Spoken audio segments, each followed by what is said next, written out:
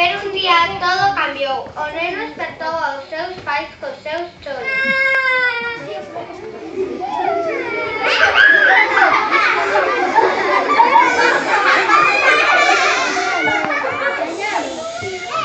No sitio de Piracurú había agora un peixiño de escamas rosadas. Os pais deronse conta que era o desexo dos deuses e botaron ao peixiño ao río Purus. Piracurú non entendía nada. Da noite á mañá convertíranse nun ridículo peixe do sal. Choraba e choraba, pero as súas bágoas perdíanse na inmensidade do río. Pouco a pouco foise dando conta de que non estaba solo. Estaba rodeado de miles de peixes distintos. Había anguilas, golfiños rosados, anacondas, sardinas de río.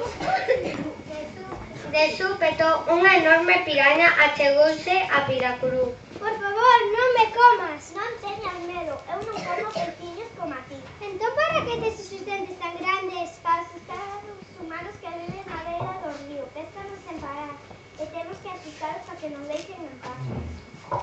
Piracurú quedou sorprendido polo que acababa de descubrir. Nunca imaginaría que os humanos podían dar medo a ninguén.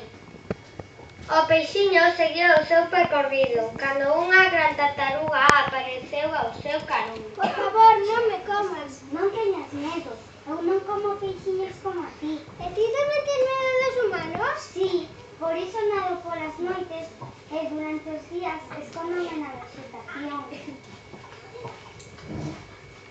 Piracurú estaba moi triste. Non se imaginaba que todos os animais tivesen tanto medo dos humanos.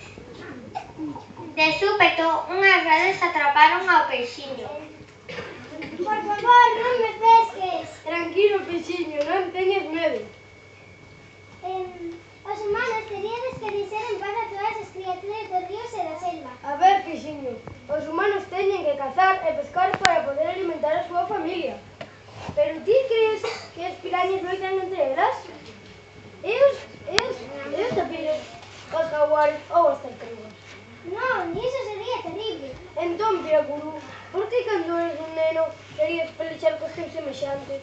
Quen es ti? Son tu pá, o deus do Amazonas. Se queres lutar coa túa tribo, deberás respetar o resto dos humanos, animais e plantas que viven no seu redor. Piracurú comprendeu que non podía loitar contra os seus semellantes e que a orde natural da Amazonía ten que ser a paz e a convivencia entre todos os seus habitantes. O deus Tupá convertiuno outra vez en neno e voltaron á súa aldea. Allí foi recibido con ledicia por toda a tribo. Cando se convertiu en xefe da tribu, desde o primeiro día viviron en total armonía coa natureza. E colorín colorado, este conto está rematado.